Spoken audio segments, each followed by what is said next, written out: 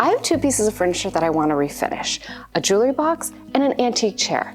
Now, I'm not looking for like a complete transformation. I just want to clean them up, get rid of any dings and scratches, and refresh the finish. I'm on it, and I think Restor-A-Finish might be the perfect tool for this job.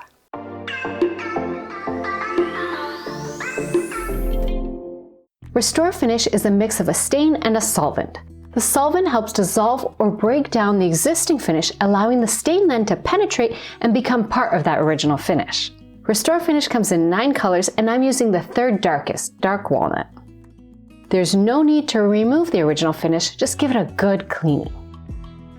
The website says it removes white heat rings, watermarks, sun fade, oxidization, smoke damage, and other blemishes.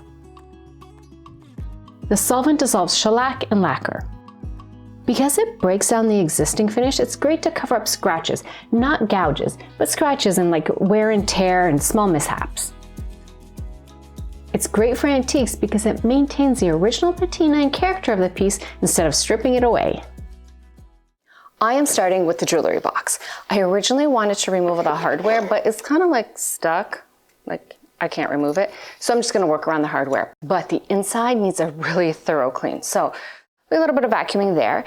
And if I was going to sand this, could you imagine with all this little detail, how like actually annoying that would be? So I am so happy I found this little tin here. Oh, before I start, I'm just going to give everything a really, like the wood part, a really good clean with just some vinegar and water. All right. Oh, one more thing. The mirror's missing, so I'm going to have to figure out something for right here. But for now, I'm just going to restore what I can.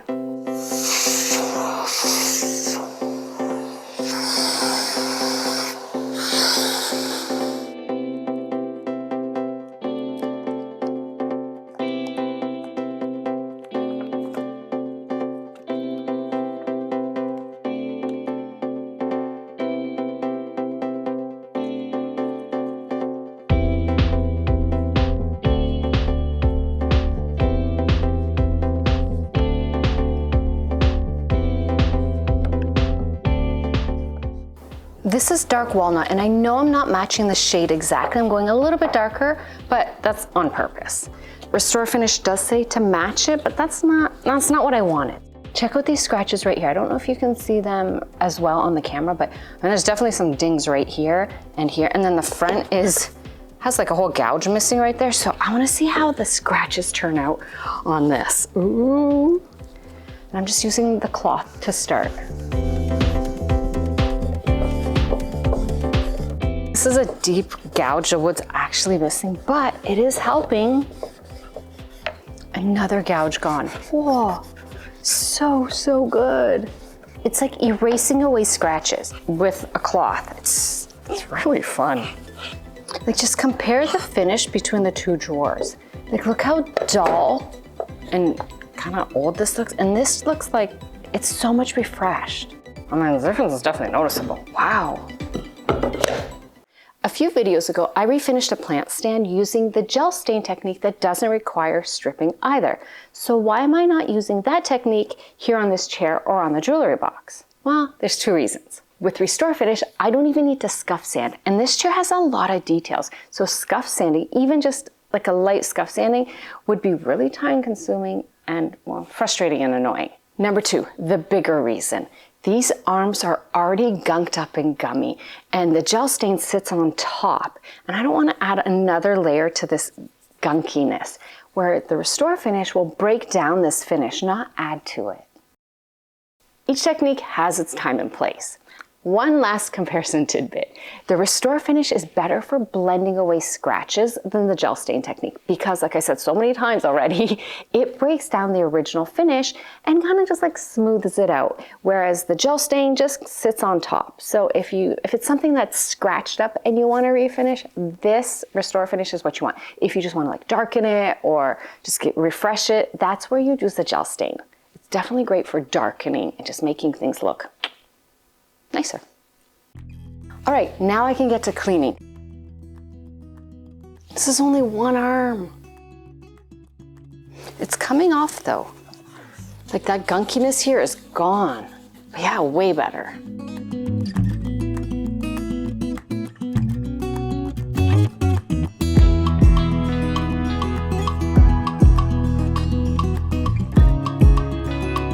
Cleaning has been conquered, and oh, did it need a cleaning. Whew. But done. So now I can start with the fun stuff. I did notice there's a couple spots where the finish, the original top coat, is like dripping down. So I want to see if I can break that up and smooth it out with this Restore-A-Finish. I have no clue if I can. I just thought it might be fun. So I'm going to give that a try. I'm starting at the bottom, and then I'm going to work on the arms, because the arms, I'm hoping that's a huge transformation. But let's do the bottom first and see if I can fix up these like drippy lines. I'm not going to tape anything up or take anything apart. I'm just going to try to be really careful not to get the Restore-A-Finish anywhere. The directions are apply with a soft cloth and immediately wipe dry. Work in small areas at a time. Just the cloth isn't really breaking it up. Let's try the steel wool. To remove marks and scratches, the directions say to use super fine wool. The one with the 4 zeros, by accident, I bought the one with only the 3 zeros, but it worked all right. No, it's still there. You can't get rid of drippy marks, but you can bring this back to life. There's a little bit of paint right here. Let's see if that, ooh, I can lessen it. Oh gosh, yeah, got rid of the paint that was here. Okay, that's awesome.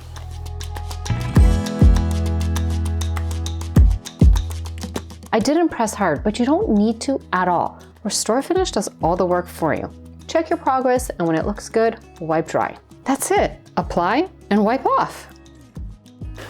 All right, so this arm has been restored and this one hasn't. And I don't know if you can see it on the camera, but I really wish you could. This is still so dull and I don't know, it just feels gross. It's just, it looks like there's no finish on it. It looks like I kind of did a bad sanding job. Well, this one it feels nice, but it looks like there's like a clear coat on it. It really does look like there's finish to it. The chair now looks like a tidy antique, not something just left at a thrift store.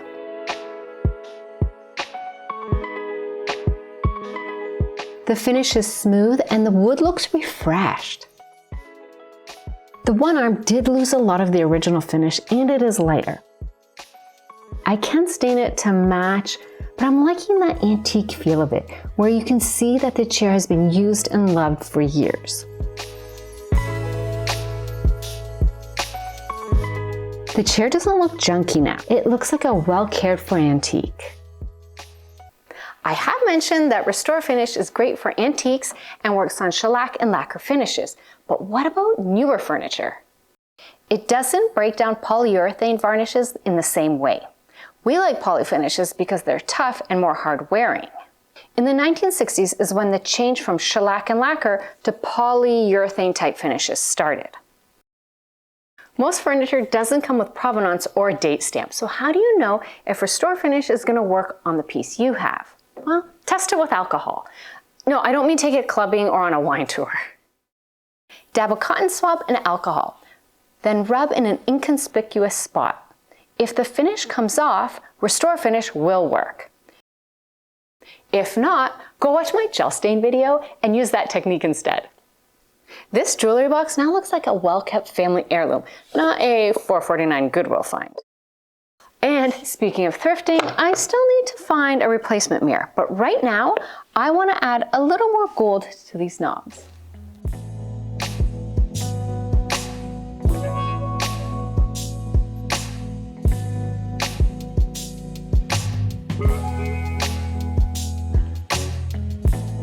As for Restore-A-Finish, it is an amazing product. It's easy to use and it's inexpensive. I love finding new to me products. So what's your go-to for furniture refinishing? Let me know in the comments because I will totally try them out. I hope you enjoyed my discovery adventure into the world of Restore-A-Finish. And if you did, give this video a like and a share, and I'll see you soon with another project. Bye! First gonna clean it with vinegar and water and take out, what am I doing? A few videos